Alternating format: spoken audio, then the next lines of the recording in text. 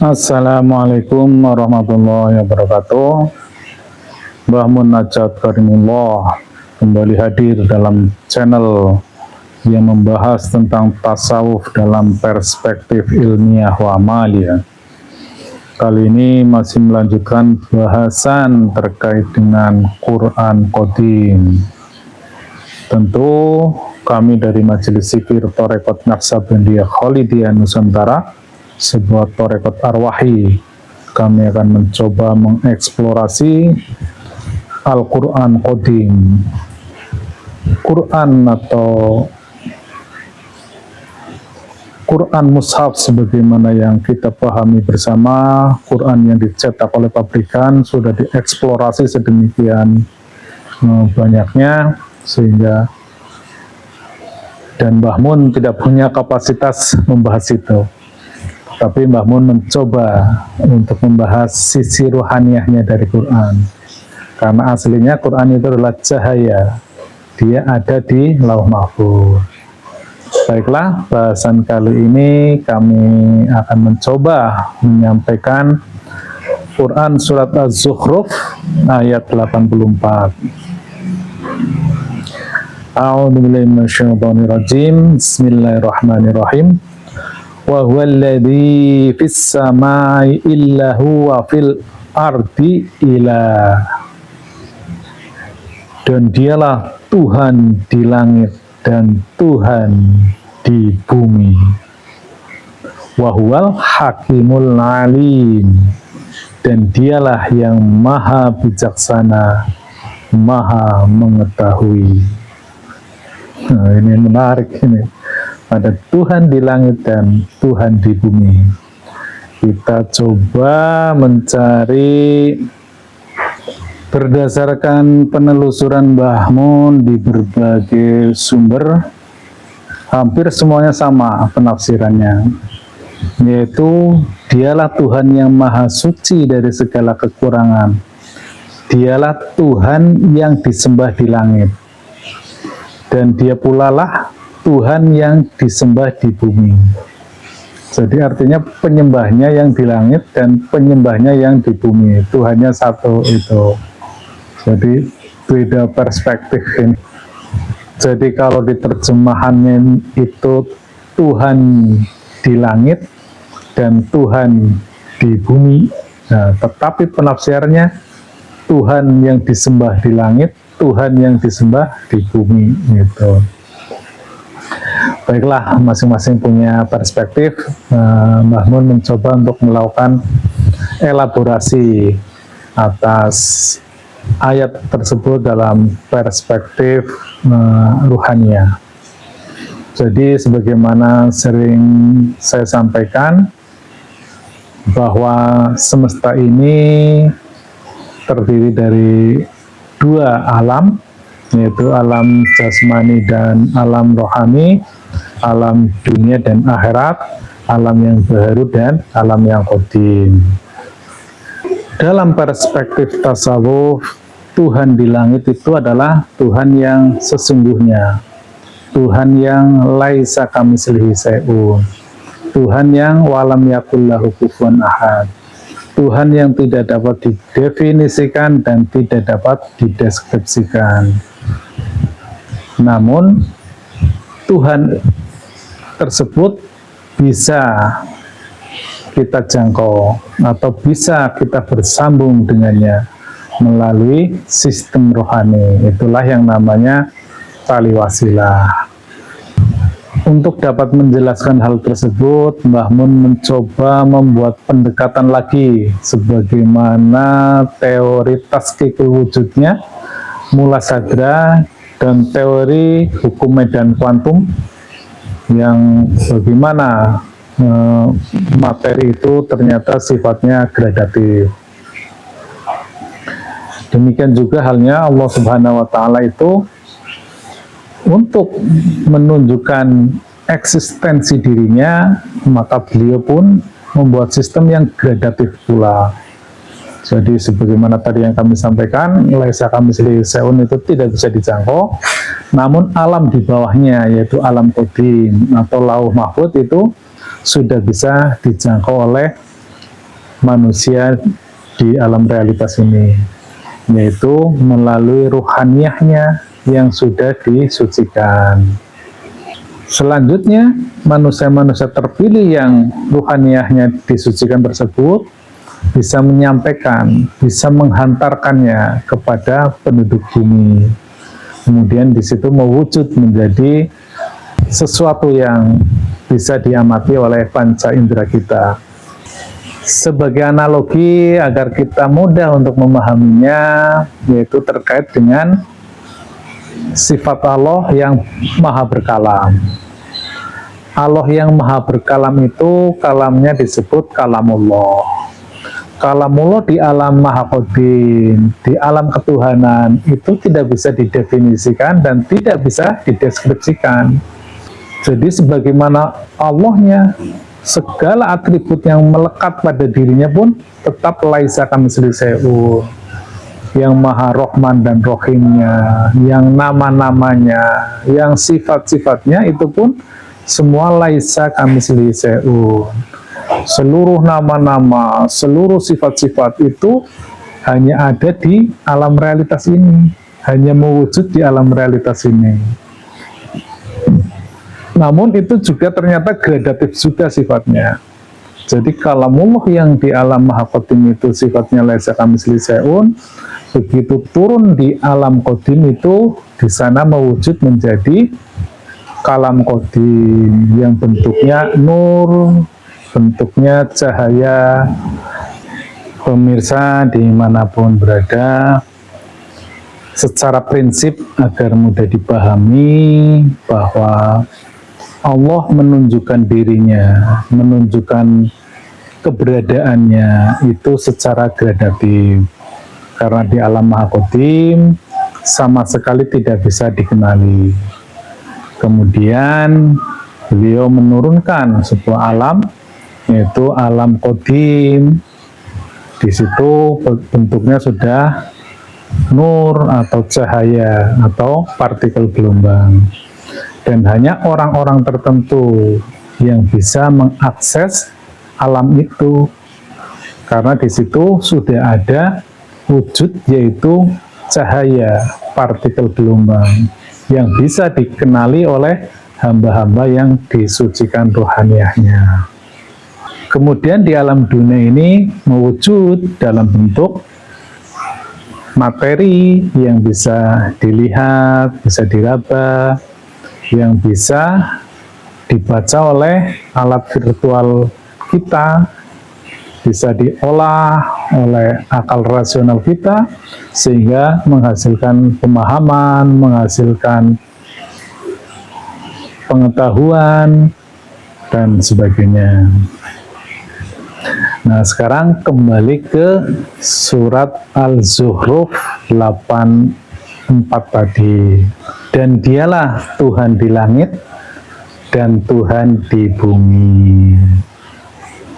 Jadi coba Mbah Mun membuat perspektif yang sifatnya ruhani ya.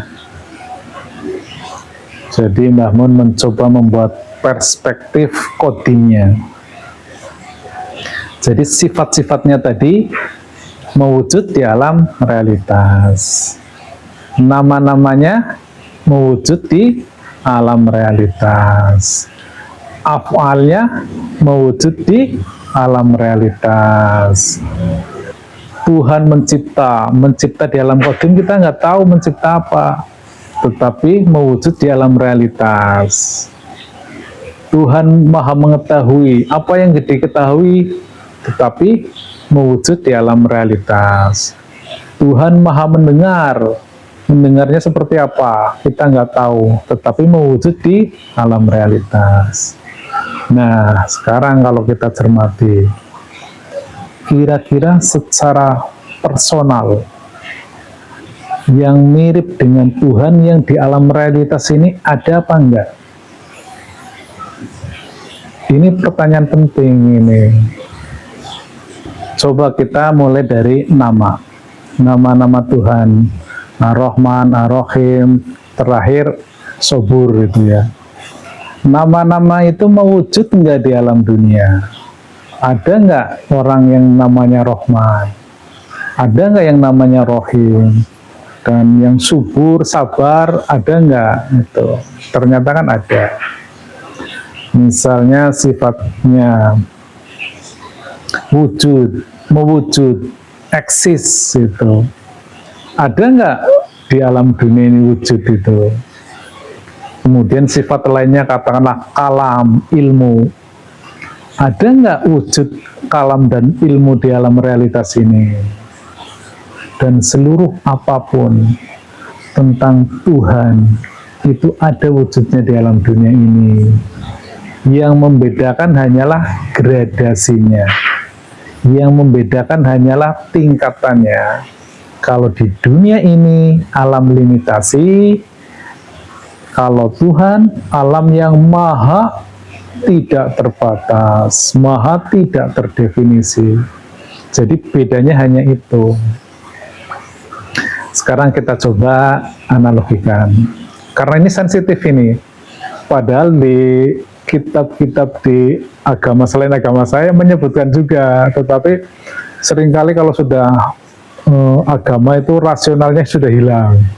Kemudian rasa memilikinya melebihi akalnya itu. Sehingga selalu agama saya paling benar, kitab saya paling benar, sayalah yang masuk surga, yang lainnya sesat semua, itu, yang lainnya kafir semua.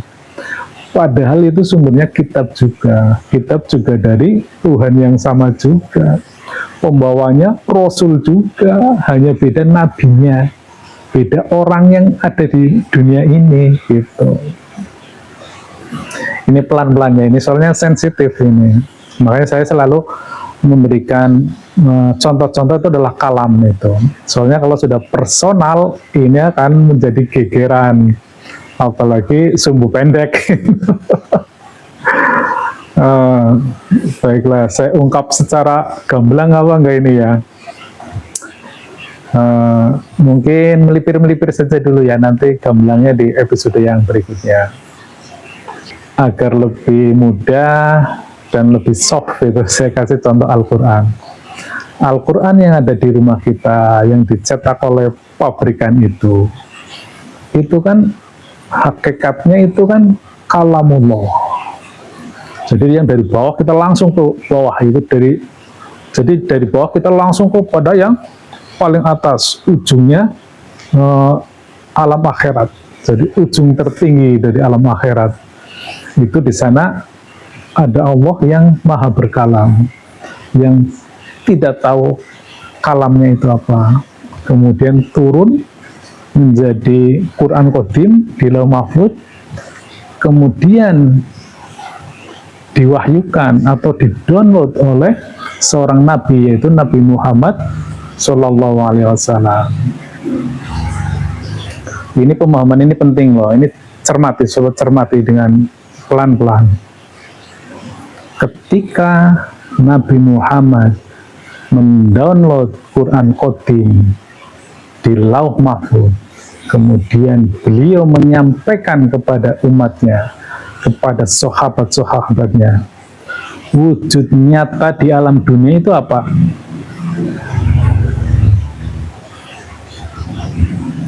Itu adalah perkataan Nabi. Kan Nabi yang bicara kepada umat. Iqra bismi rabbikal ladzi khalaq. Kan Nabi yang menyampaikan. Memang ada semesta itu bergaung di langit. Iqra, nggak begitu. Nanti suatu saat saya eksplorasi bagaimana masuknya dari kalamullah masuk ke diri Nabi Muhammad. Itu nanti. Tapi yang ingin saya sampaikan, kalam Allah ketika mewujud di alam dunia ini menjadi kalamnya Nabi, karena Nabi yang bicara, Nabi yang ngomong. Tetapi Nabi itu bukan Tuhan, bukan Allah. Nabi itu menyampaikan risalah Allah. Nabi itu sudah sangat presisi dimensionalnya, sudah sangat presisi ruhaniyahnya, sudah sangat presisi gelombangnya, channelnya, sehingga kalamullah keluar dari lisan Nabi pun sama dengan kalamnya Allah. Iqra ya wujudnya Iqra. Paham nggak ini? Kalau masih belum paham, jangan lanjutkan. Berarti belum layak. Kalau paham, kita lanjutkan. Setelah kenabian berakhir, siapakah manusia-manusia yang meneruskan fungsinya? Karena yang selalu saya sampaikan, fungsi kerasulan itu abadi, itu permanen. Jadi Allah Subhanahu wa Ta'ala menurunkan informasinya di alam ruhani itu lewat ruhani Rasulullah, dan ruhani Rasulullah itu ada di alam qadim, ada di sistem wasilah, dan ada seseorang yang diperkenankan untuk bisa mengakses sistem wasilah. Di zaman nubuah itu namanya nabi. Tetapi setelah nabi, Allah selalu menunjuk seseorang untuk meneruskan nubuah tersebut. Kenabian sudah berakhir, sebagaimana kita pahami bersama. Nabi Muhammad adalah sang khotamul anbiya, tetapi kerasulan tidak pernah berakhir. Di banyak ayat kita paham juga, di situ ada terminologi waliya mursida, ada terminologi ulil amri minkum.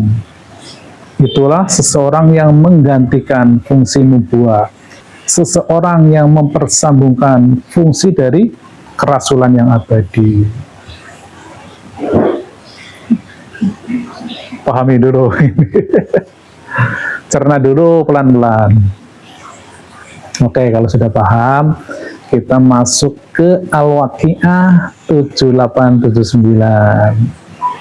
Bahwa Al-Quran itu ada di Lauh Mahfuz. Tidak seorang pun bisa membacanya kecuali hamba yang disucikan ruhaniyahnya.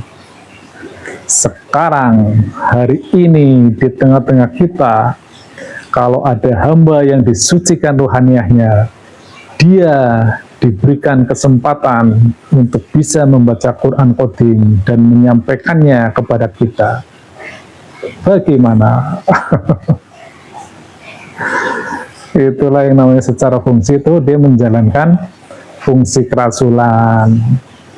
Di saat ini, di era ini, namanya itulah waliya mursida, namanya ulil amri minkum itu. Namun tetap harus hati-hati kita, karena ini adalah suatu hal yang sangat sensitif. Ini adalah suatu hal yang paling dicari oleh para pelaku spiritual, orang yang tahu ilmu rohani, ya ini yang dicari.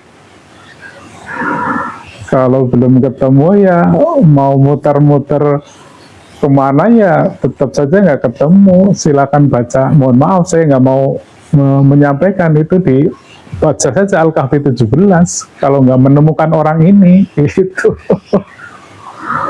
Mau pakai kitab satu karung, satu kontainer juga nggak akan ketemu, karena ini adalah sebuah pengalaman batini, sebuah laku yang harus kita jalani, bukan membaca. Kembali ke huruf 84. Bagi yang cerdas ruhaniyahnya, atau minimal punya kecerdasan rasional yang di atas rata-rata, Anda sudah bisa menangkap maksud saya. Bagi Anda yang sudah tersambung ruhaniyahnya, Anda pasti sudah mengetahuinya. Siapakah Tuhan di langit dan siapakah Tuhan di bumi? Tapi jangan pernah menyimpulkan ada Tuhan di langit dan Tuhan di bumi itu. Sekaligus juga ini menafikan itu ya, tentang bahwa wahdatul wujud, bahwa seluruh perwujudan adalah Allah, atau seluruh tajalli adalah tajallinya Allah. Ini bukan masalah salah dan benar, ini adalah masalah dimensi pemahaman itu.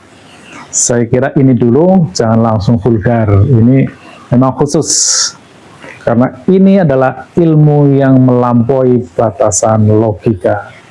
Demikian, semoga mencerahkan dan dapat membuka kisi-kisi yang selama ini terselubung, bahkan dilapisi oleh tembok yang sangat kokoh, dan hanya ruhani yang bisa menyambungnya, dan hanya kesadaran ruhani yang bisa menembusnya. Billahi anta maksudi wa ridhaka matlubi. Wassalamualaikum warahmatullahi wabarakatuh.